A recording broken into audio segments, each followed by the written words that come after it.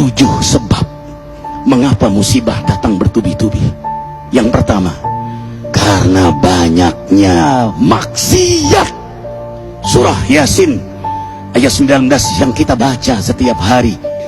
Kemalangan terjadi, musibah terjadi, malapetaka terjadi karena dosa keterlaluan kalian kepada Allah.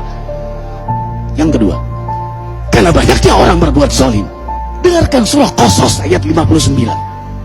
Kami tidak akan menghancurkan satu daerah kecuali para penduduknya banyak berbuat zalim. Anak durhaka pada orang tua, istri yang berani kepada suaminya, perampok, pembunuhan di mana-mana. Ini mengundang bala bencana. Yang ketiga, mengundang bala bencana karena kelakuan tangan-tangan manusia. Rum 41.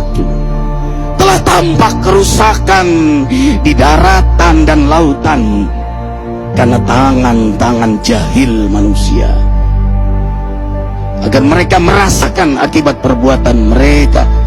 Sebagian mereka merasakan akibat perbuatan mereka, agar mereka kembali kepada Allah.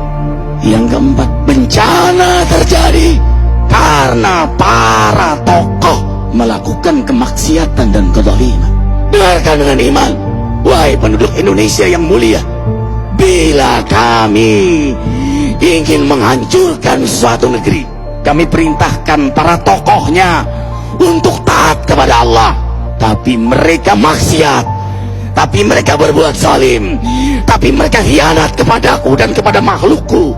Fahaqa alaihil qaul, maka haklah untuk mereka datang bala bencana seperti kaum Ad, kaum Samud, kaum Lut, kaum Nuh.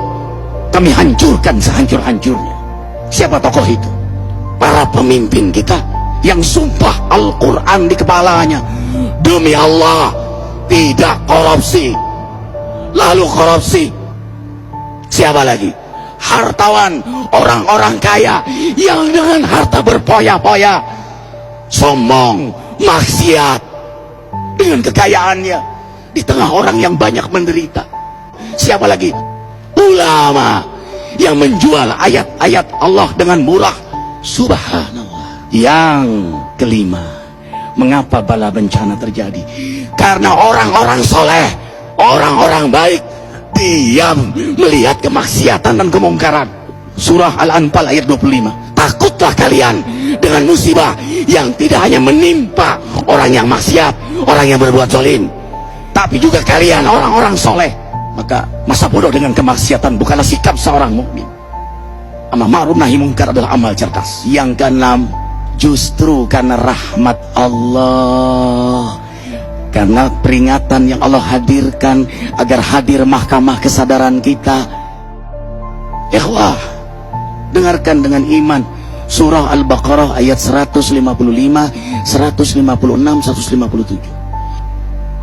Kami pasti uji kalian dengan sesuatu yang buat kalian takut lapar, takut miskin, takut kematian.